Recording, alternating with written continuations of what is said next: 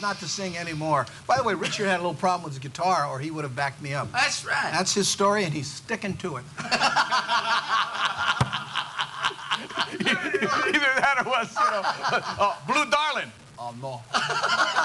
I'll tell you that story one day. Ladies and gentlemen, this first guest of ours is part of the Hawaii Music Hall of Fame. Tell us about, I'm guessing, this great concert they have coming up at the Hawaii Theater. Please help me welcome James Kimo Stone.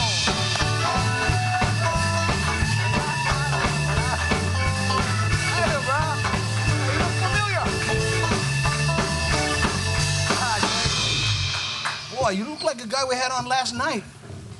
There's a strong resemblance. Strong resemblance, right? You know, except he had this big Samoan ukulele that he was playing. But anyway, big concert coming up, Hawaii Theater. Huge concert. The Hawaiian Music Hall of Fame has an annual gala event that we have every year at the Hawaii Theater, and we feature the music of the most recent class of inductees to the Hawaiian Music Hall of Fame. Wow, and well, tell us, given I have the poster here, but I just want to hear you say those names again. It's an amazing lineup. It's Eddie Kamai and the Sons of Hawaii. The Peter Moon Band will be reconstituting for the concert. Bill Kaiva will come out of retirement. He's being backed by Ken Makokane, Napala Palai, Oana Salazar. Marlene Sai is in Japan and she'll be appearing by video. The Jesse Kalima Ohana and Ku'ipo Kumukahi, 8-time Nahoku Hano Hano Award winner, leads our serenaders. You know, I tell you something, and Ku'ipo talked about it on last night's show, that, you know, this is the type of show you probably want to go down and see, only because the likelihood that this lineup will ever happen again will not occur.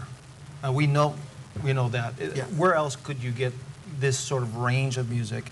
And frankly, many of our people are going away. You know, we've been struck by some recent losses. Well, you know, and not only, you know, are people getting older and passing away, but the climate for that kind of music is not as fertile, shall we say, as it once was. I think about the Monarch Room that's dark. Exactly. Sheraton doesn't have music. Unfortunately, the opportunities in the visitor industry are not what they used to be. There's no Hawaii Calls radio show.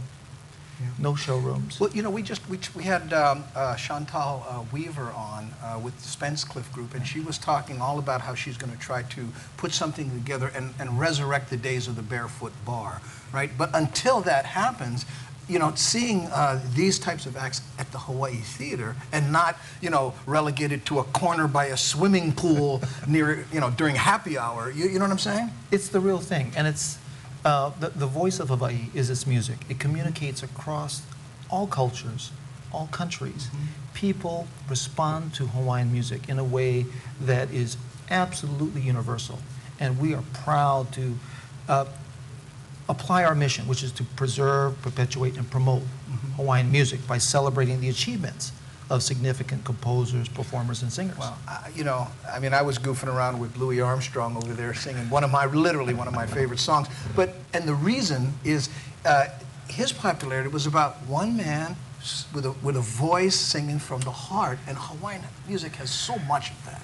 It's interesting you mentioned Louis Armstrong. He is probably more responsible for producing an American art form known as jazz than any other artist. If it wasn't for Louis Armstrong, we would not have this tremendous art form known as jazz. Well, our inductees are the ones who are responsible for the music that is Hawaii's voice. Bingo. That, you know, how articulately put. Serious. I mean, the comparison is, and again, the founding fathers and mothers of this genre are happening Hawaii Theater. When you hear Eddie Kamai's voice, it is absolutely distinctive. The Jesse Kalima Ohana are like 8 or 9 guys that still have a house here in Waikiki, and they still party like they used to, and they sing those songs. They are a riot. I gotta go. So if you see that gang... Well, we had Cyril Pahinui on here. One man, one voice, one guitar. Boom! He's going to be with us on April 26th as part of the Peter Moon Band. So Peter Moon, just as one example, has touched so many people, whether they're musicians or fans of Hawaiian music like I am. I am now the president of the Hawaiian Music Hall of Fame. But if it wasn't for Peter Moon and Sunday Manoa, I wouldn't have no interest wouldn't in rock have music. one. Ladies and gentlemen, we're going to talk a little bit more to James Kimo Stone, and we'll be back with John Yamasato, okay? He's a promoter, he's a singer, when Nighttime returns. Thank you so much for I learned early from my coaches that success comes from a lot of hard work. Then about 2 years ago, I thought my career might be over because of extreme pain in my shoulder. I couldn't practice, I could hardly even compete.